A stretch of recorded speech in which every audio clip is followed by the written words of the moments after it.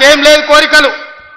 ఆయనను పట్టుబట్టాలనుకున్నా, పట్టుబట్టినా, పని బట్టినా, పడగొట్టినా, పడగొట్టడమే కాదు ఆ కుర్చీలో కూర్చున్నా.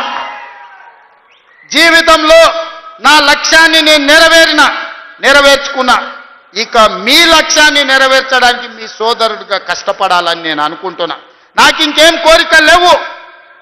నన్ను ఇబ్బంది పెట్టినోని, నన్ను జైలు పెట్టినోని ఖచ్చితంగా జైలు నుంచి బయటకు వచ్చిన రోజు ఒక మాట చెప్పిన, తొడగొట్టి చెప్పిన, నేను పడగొడతా, పడగొట్టే వరకు కళ్ళు ముయ్యను అని చెప్పి పడగొట్టి చూపించిన బొక్కవరలో పడి మక్కెలు ఇరగలేదా మీకు తెలియదా? చేసిన పాపాలు ఎక్కడికి పోవు, మన ఎంబడే వస్తూనే ఉంటాయి నీడలాక. ఇవాళ పాపాలు చేసిండ్రు కాబట్టి మీ పరిస్థితి గట్లయింది.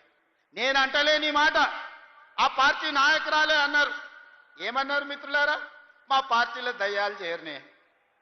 సొంతింటి బిడ్డ టీఆర్ఎస్లు ఉన్నోళ్ళు దయ్యాలని చెప్తుంటే సమాధానం చెప్పలేక దయ్యాల నాయకుడు ఫామ్ హౌస్ లో నిద్రపోతుండు. నేను అడుగుతున్నది బీఆర్ఎస్ కాదు, డిఆర్ఎస్. డిఆర్ఎస్ అంటే దయ్యాల రాజ్య సమితి. అది ఇయాల అది భారత రాష్ట్ర సమితి కాదు, అది దయ్యాల రాజ్య సమితి.